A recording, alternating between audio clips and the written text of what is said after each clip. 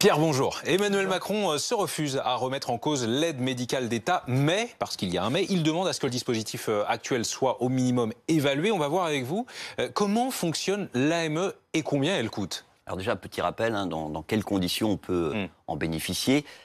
Cette aide, elle n'est accordée qu'aux étrangers en situation irrégulière qui sont présents sur le territoire national depuis au moins 3 mois.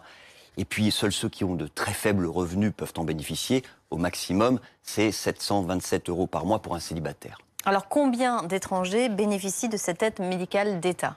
Alors, fin 2017, ils étaient près de 316 000. Le gouvernement estime que leur nombre progresse d'à peu près 5% par an. Vous voyez sur ce graphe d'ailleurs que ces 10 dernières années, la croissance elle a été presque continue, avec une hausse au final sur 10 ans d'un peu plus de 60%. Ça fait 120 000 bénéficiaires de plus. Et alors, de quoi bénéficient-ils précisément? Alors, d'une prise en charge à 100% de leurs dépenses de santé, mais, c'est important ce mais, au tarif de la Sécu. Il n'y a pas la prise en compte du mutuelle complémentaire qui n'existe pas.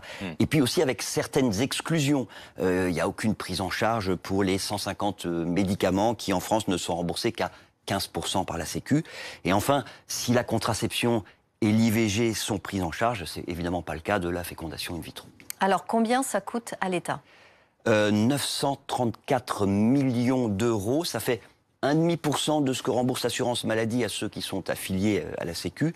Évidemment, comme il y a de plus en plus de bénéficiaires, ce coût il a augmenté ces 10 dernières années, mais il n'a pas augmenté aussi vite que le nombre de bénéficiaires. En revanche, le coût moyen de l'aide médicale d'État par bénéficiaire reste un peu plus élevé que la moyenne pour le reste des Français. On est à 2600 € pour donc l'AME et 2370 € pour le reste de la population. C'est pas vraiment étonnant, parce que finalement, les étrangers qui arrivent illégalement en France, ils ont souvent parcouru des milliers de kilomètres dans des conditions d'extrême précarité, qui les ont fragilisés. Ils sont globalement en moins bonne santé que la moyenne des Français de leur âge.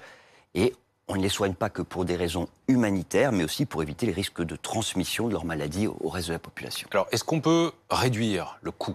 Oui, alors en s'attaquant aux filières qui font venir en France des citoyens de pays qui ne sont pas éligibles au droit d'asile, comme la Géorgie ou l'Albanie, et puis peut-être en limitant les soins financés par l'AME pour les traitements les plus coûteux.